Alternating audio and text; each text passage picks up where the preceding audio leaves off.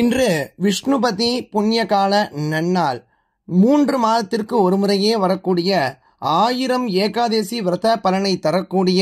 அற்புதமான நன்னாள். அப்படிப்பட்ட இன்றைய தினம் அதர்வ ரகசியத்தில் உள்ள இந்த நாராயண ஹிருதய ஸ்தோத்திரத்தை மனமுருகி வேண்டிக் கொண்டால் தீராத கஷ்டங்கள் அனைத்தும்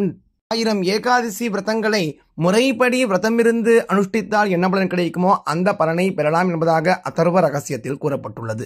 இப்ப அந்த ஸ்தோத்திரத்தை பாராயணம் செய்யலாம். ஸ்ரீநாராயண ஹிருதய ஸ்தோத்திரம். தியானம் உத்யதாதித்ய சங்காசம் பீதவாசம் சதுர்புஜம் சங்கசக்ரகதா பாணிம் தியாயேன் லக்ஷ்மீபதிம் ஹரிம் त्रैलोक्याधारचक्रं तदुपरि कमठं तत्र चानन्तभोगी तन्मध्ये भूमिपद्माङ्कुशशिखरधलं कर्णिकाभूतमेरुं तत्रस्थं शान्तमूर्तिं मणिमयमकुटं कुण्डलोद्भासिताङ्गं लक्ष्मीनारायणाख्यं सरसिजनयनं सन्ततं चिन्तयामि.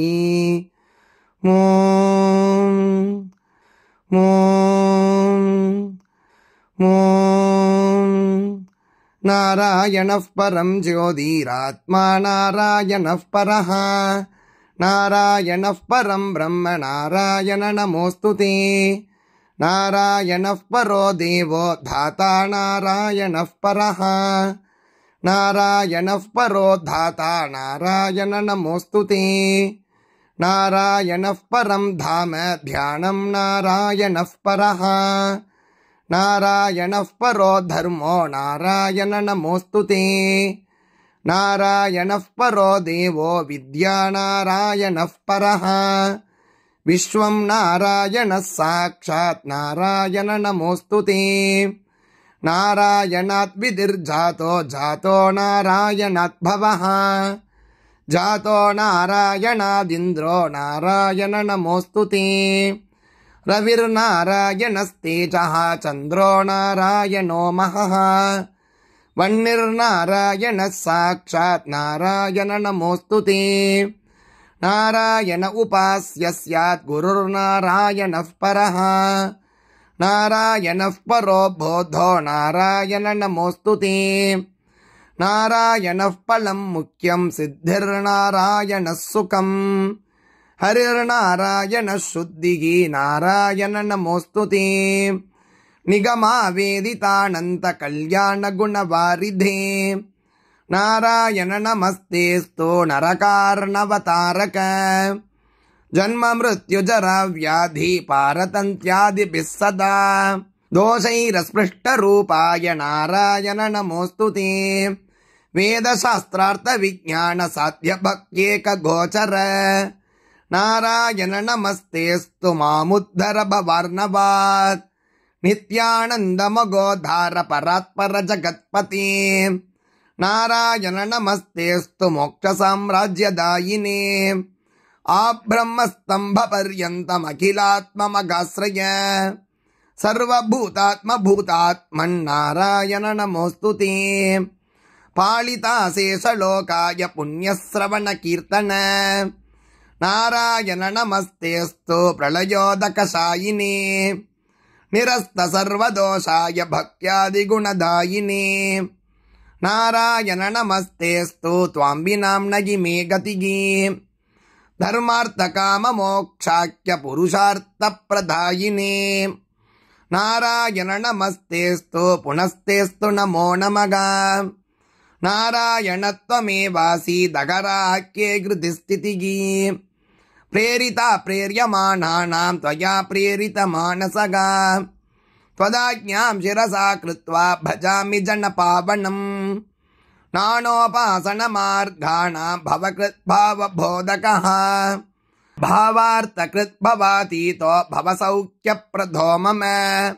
त्वन्मायामोहितं विश्वं त्वयैव परिकल्पितम् त्वदधिष्ठानमात्रेण सा वै सर्वार्थकारिणी त्वमेव तां पुरस्कृत्य मम कामान् समर्थय न मे त्वदन्यस्त्रातास्ति त्वदन्यन्न हि दैवतं त्वदन्यं न हि जानामि पालकं पुण्यवर्धनम् यावत् सांसारिको भावो मनस्तो भावनात्मकः तावत् सिद्धिर्भवेत् साध्या सर्वथा सर्वदा विभो पापिनामहमेवाग्रो दयालूनां त्वमग्रणीगे दयनीयो मदन्योऽस्ति तव कोऽत्र जगत्त्रये त्वयागं नैव सृष्टश्चेत् न स्यात् तव दयालुता आमयो वा न सृष्टश्चेत् भौषधस्य वृथोदयगा पापसङ्गपरिश्रान्तः पापात्मा पापरूपधृक् त्वदन्यः कोऽत्र पापेभ्यस्त्रातास्ति जगतीतले त्वमेव माता च पिता त्वमेव बन्धुश्च सखा त्वमेव सेव्यश्च गुरुस्त्वमेव सर्वं मम देव प्रार्थना दशकं चैव मूलाष्टकमतः परं यः पठेत् शृणुयात् नित्यं तस्य लक्ष्मी स्थिरा भवेत् नारायणस्य हृदयं सर्वाभीष्टफलप्रदम् लक्ष्मीहृदयकं स्तोत्रं यदि चेत् तद्विना कृतं तत्सर्वं निष्फलं प्रोक्तं लक्ष्मीक्रुध्यति सर्वदा एतत् संकलितं स्तोत्रं सर्वकामफलप्रदम् जपेत् संकलितं कृत्वा सर्वाभीष्टमवाप्नुयात् नारायणस्य हृदयम् आदौ जप्त्वा ततः परम् लक्ष्मीहृदयकं स्तोत्रं जपेन्नारायणं पुनः पुनर्नारायणं जप्त्वा पुनर्लक्ष्मीनुतिं जपेत् तद्वत् ओमादिकं कुर्यात् एतत् संकलितं शुभम्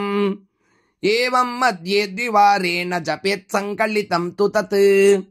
लक्ष्मी हृदयके स्तोत्रे सर्वमन्यत् प्रकाशितम् सर्वान् कामान् वाप्नोति आधिव्याधिभयम् अरेत् गोप्यमेतत् सदा कुर्यात् न सर्वत्र प्रकाशयेत् इति गुह्यतमं शास्त्रं प्राप्तं ब्रह्मादिभिः पुरा लक्ष्मी हृदय प्रोक्तेन विधिना साधयेत् सुधीः तस्मात् सर्वप्रयत्नेन साधयेत् गोपयेत् सुधीः यत्रैतत् पुस्तकं तिष्ठेत् लक्ष्मीनारायणात्मकं भूतपैशाच वेताल भयं नैव तु सर्वदा भृगुवारे तथा रात्रौ पूजयेत् पुस्तकद्वयम् सर्वथा सर्वदा स्तुत्यं गोपयेत् साधयेत् सुधीः गोपनात् साधनाल्लोके धन्यो भवति तत्त्वतः इति अथर्वणस्य उत्तरभागे श्रीनारायण हृदय स्तोत्रम् சம்பூர்ணம். ரொம்ப அற்புதமானது. பல பேர் அறியாத ஸ்தோத்திரம் என்ற தினம் கேட்டால் 1000 ஏகாதசியில் விரதம் இருந்த பலனை பெறலாம் என்பதோடு பல பேருக்கு பகிருங்கள். அவர்களும் பயனட்டும். நாளைக்கு சந்திக்கலாம். ஜெய் ஜெய்சங்கர ஹர சங்கர மகாபிரிவா போற்றி.